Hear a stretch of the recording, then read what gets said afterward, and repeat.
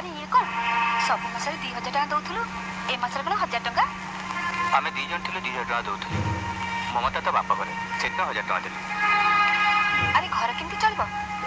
बापा को दरमा टका तो जेते ता छडा सुमित्रा विकास टका खर्च करी पकेछि समस्त को हिसाब कर चलिया पड़िबो बो एमिति हिसाब कले संसार चलेनी पो आजिकल जुग सैया चाहूँ बो टिके भी हिसाब हेले ए संसार चली हबो देख 10 मास 10 दिन पेट धरले पिला जन्म हुए किंतु तू जन्म नबाकू 10 दिन अधिक समय लेछि काई मु तो हिसाब करी 10 दिन आगु तते जन्म देई नथिली बा बा जानकी बा बाहाघर एते वर्ष परे आजी जानी कि मन लागी कथाटे तमे कहलो बा बा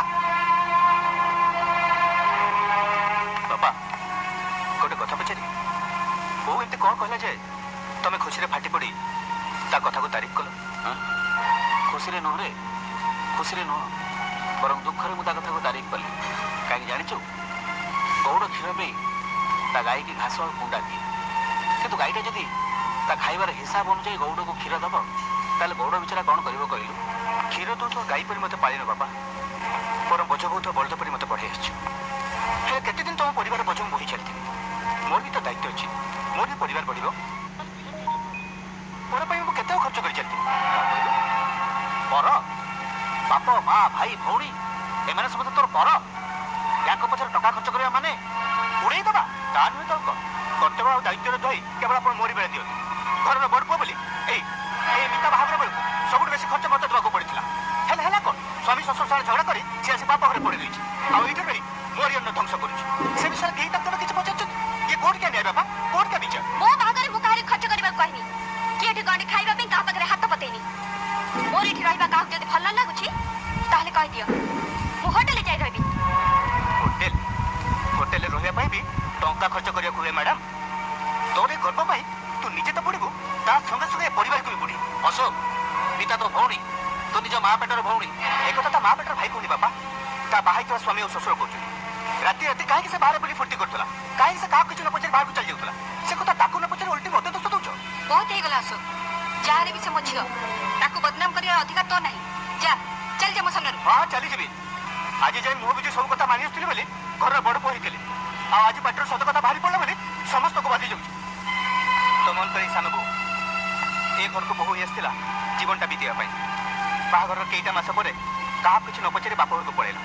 फेरी आसला परे काई केई तो तब कुछ पचर अशोक तो सानो भणी को तोर जा इच्छा ता कहि पारु किंतु जेतबे तो सानो भाई घरे नाही सेतबे सानो बो को कहिबार कोन अधिकार तोर नाही मो पाई ए घरे काहे केते पातर उत्तर बापा टीका सानो जेते स्नेह ममता पाइबो पढाई मु काहे के सेतकी स्नेह ममता पाइबिनी पैसा स्टेटस पोजीशन सब दुष्टे मु ताठो बड़ से 1200 टका पाउथले बेले मु पाउची 4550 टका 4550 इज इट तू ये भीतर को जा जानि छु 1200 टका दरमा पाउथा लोक चुपचाप घर को मासको 1000 टका दउची अथच 4550 टका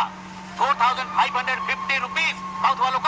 से भी 1000 टका दउची आ तार हिसाब किताब मागुची that is the difference what is stupid argument that is what you think आज जदी मु विकास को पाठ पढी ताती से भी मुठा मुठा टका रोजगार करता ताकू पढिया पे मु तो मना करनथिले नाही मु मना करथिली काहे कि जानि छु मोरे रोजगार रे एते बड़ घर बोझ उठे मु तम दिजण को एका सागरे पाठ पढी पान नथाती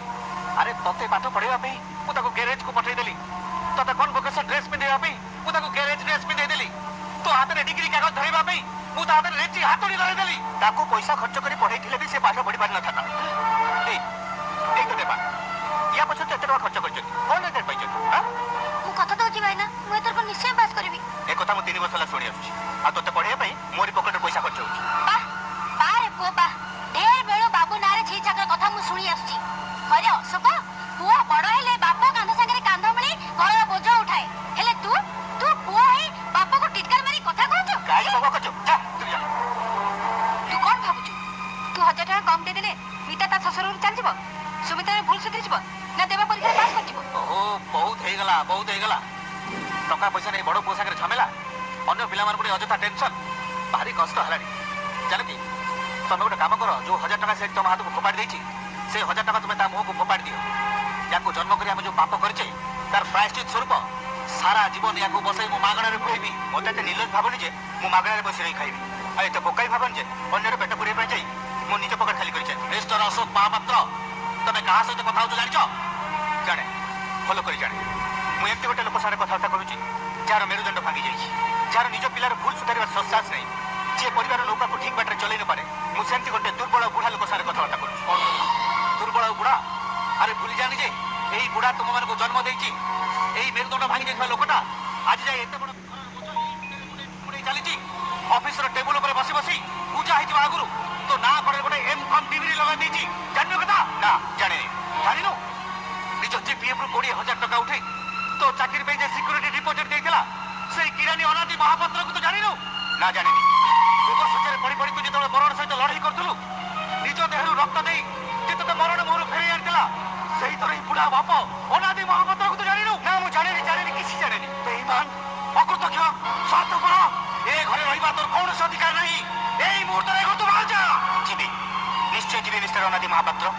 କିନ୍ତୁ ସେଇଦିନ ଯିବି ଯୋଉଦିନ ତୁମେ ମତେ ସୁଧ ସହିତ 25,000 ଟଙ୍କା ଫେରେଇଦେବ। 25,000 ଟଙ୍କା? ମନେ ନାହିଁ? ଗୀତା ବାହାଘର ବେଳକୁ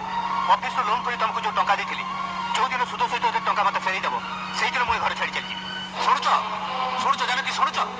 ପୁତ ନାମକ ନରକର ଉଦ୍ଧାର ପାଇବା ପାଇଁ ପୁଅ ଜନ୍ମ ଦେଇଥିଲା ପରା, ତା କଥା ତମ କାନରେ ବାଜୁଛି? ଯାଅ ଜାନକୀ ଯାଅ, ଏଇ ମୁହୂର୍ତ୍ତରେ ଘର ମଝିରେ ଗୋଟେ ବାଡ଼ ବସାଇ ଦିଅ। ଲକ୍ଷ୍ମଣ ରେଖା ପରି ସେ ବାପ ପୁଅ ମଝିରେ ପାଚେରୀ ହେଇ ରହୁ। ଶୁଣ ମିଷ୍ଟର ଅଶୋକ ମହାପାତ୍ର, 3 ଗାର କାଟି ସୀତାକୁ ଲକ୍ଷ୍ମଣ ରେଖା ନଡେଇବା ପାଇଁ ଶପଥ ଦେଇଥିଲେ ଲକ୍ଷ୍ମଣ। ମୁଁ ବି ଠିକ ସେମିତି ପ୍ରତିଜ୍ଞା କରି କହୁଛି, ବଞ୍ଚିଥିବା ଯାଏ ମୁଁ, ମୋ ସ୍ତ୍ରୀ କି ମୋ ପିଲାମାନେ କେହି ଏ ବାଡ଼ ନେଇ ସେପଟକୁ ଯିବେନି। ଆଉ ତମେ ବି ଅଶୋକ ମହାପାତ୍ର ଏ ବାଡ଼ ନେଇ ସେପଟୁ ଏପଟକୁ ଆସିବନି। ଆଉ ତମେ ଯୋଉ 25,000 ଟଙ୍କା ଦେଇଥିଲ ମିଷ୍ଟର ଅଶୋକ ମହାପାତ୍ର, ଆଜିକୁ ଠିକ ବର୍ଷକ ଭିତରେ ଶୁଦ୍ଧ ସହିତ ସେ ଟଙ୍କା ମୁଁ ତମକୁ ଫେରସ୍ତ କରିବି। ପଛେ ବନ୍ଧା ପଡେ କି ଭିକ ମାଗେ, କିନ୍ତୁ ଟଙ୍କା ସୁଝିବା ଆଗରୁ ଏଇ ବର୍ଷକ ଭିତରେ ଯଦି ମୁଁ ମରିଯାଏ, ତାହେଲେ ତମକୁ ଶପଥ ରହିଲା ଅଶୋକ ମହାପାତ୍ର, ତମେ ମୋ ଶବରେ କାନ୍ଧ ଲଗେଇବନି, କି ମୋ ମୁହଁରେ ନିଆଁ ଦବନି, କି ମୋ ସୁଧି କ୍ରିୟା କରିବନି। Now, get lost!